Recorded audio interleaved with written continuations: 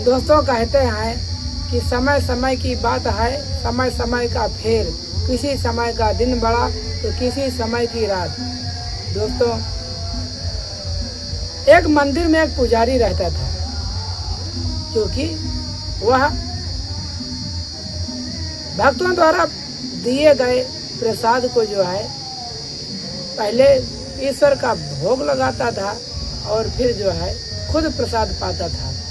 वहीं ठीक दूसरी तरफ उसी मंदिर से करीबन कुछ थोड़ी ही दूर पर एक वेश्यालय था, जिसे आप जो है कोठा भी बोल सकते हैं आज के ज़माने के हिसाब से, कि वहाँ पर एक कोठा भी था।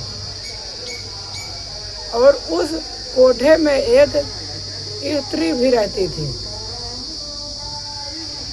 मैं एक स्त्री इसलिए कह रहा हूँ क्योंकि हर किसी की ख्वाहिश नहीं होती है पैसा कमाने की, किसी लोगों की तो मजबूरी होती है। वह स्त्री कोठा में रहती थी, दिन में 200, 400, 100, 50 जो भी कस्टमर आते थे उनको हैंडल करती थी।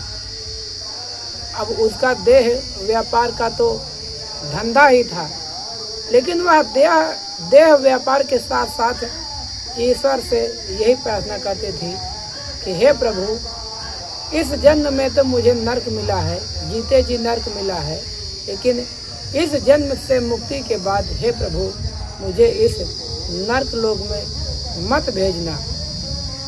वह सुबह और शाम उसी मंदिर की तरफ अपनी उम्मीदों को लिए हुए उसी मंदिर की तरफ जो है अपना मुंह करके ईश्वर से प्रार्थना किया करते थे।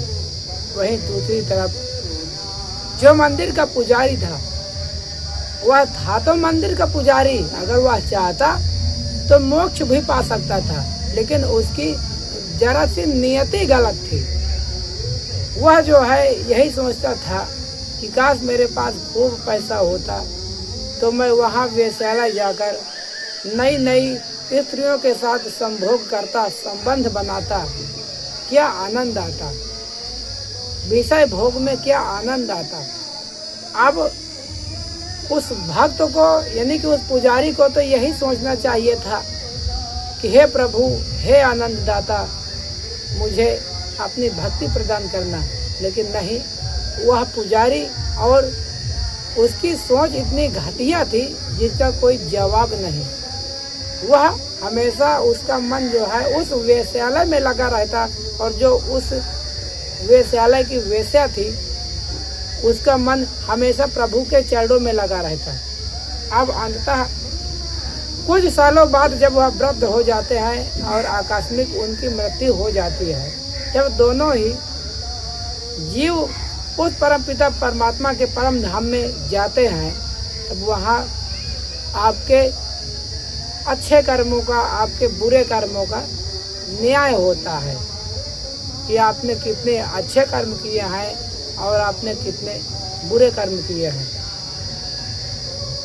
तो वहाँ जब परमपिता परमात्मा देखते हैं अच्छे बुरे कर्म, तब जो है जो किसी समय में मंदिर में पुजारी था उसको जो है नर्क लोक मिलता है, और जो उस वेश्या की भक्ति थी और जो उस कोठे में वेश्या रहती थी, वो जो स्त्री रहती थी, उसको वो परमपिता परमात्मा आनंद दाता उस वेश्या के जीव को स्वर्ग प्रदान करते हैं।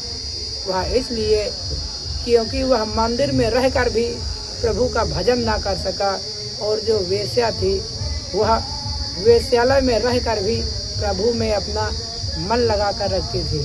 इसीलिए कहते हैं कि राम नाम की लूट है, लूट सको तो लूट, अंत काल पछताओगे जब प्राण जाएंगे छूट।